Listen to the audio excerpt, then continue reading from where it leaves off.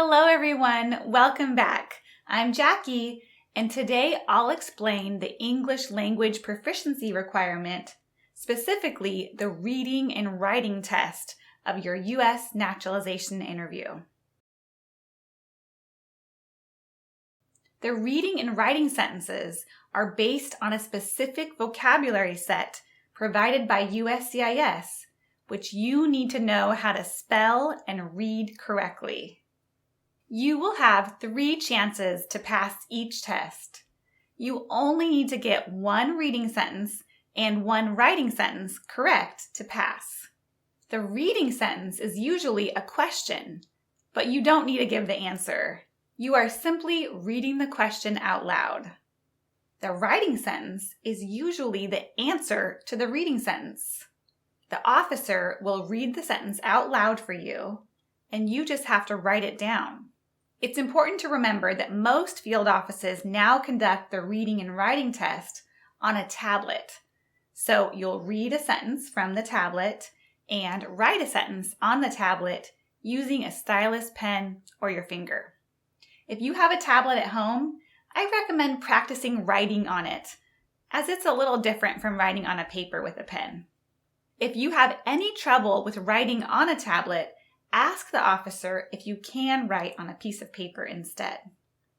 For the reading test, the sentence is not correct if you don't read the sentence, you leave out a word or substitute another word.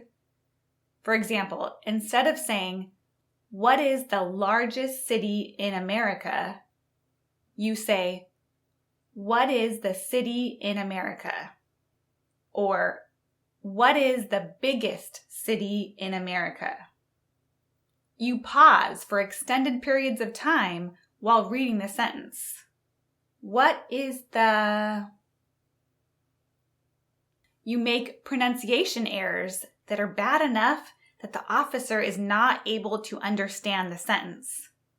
For example, instead of saying, "Who is on the dollar bill?" you say, "Who is on the dollar ball?" Remember, your accent doesn't matter.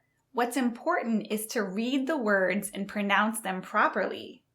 So say the sentence slowly and clearly. For the writing test, the sentence is not correct if you write nothing, you omit any content words. For example, if the sentence is, "Congress meets in Washington, D.C., and you write, "Congress meets in D.C. Or, "Congress meets in Washington, D.C. You write an abbreviation of a word. For example, New York City was the first capital of the U.S. And you write NYC instead of New York City. Or if the officer cannot read what you wrote. Now, some of you like to write in all capital letters, and that's not a problem at all. What's important is to write clearly so the officer can read it. And I also suggest asking the officer to repeat the sentence one more time after writing the sentence to double check. You can say, "Officer, can you please repeat the sentence?" Make sure to check out my 100 reading and writing sentence video for practice. Good luck!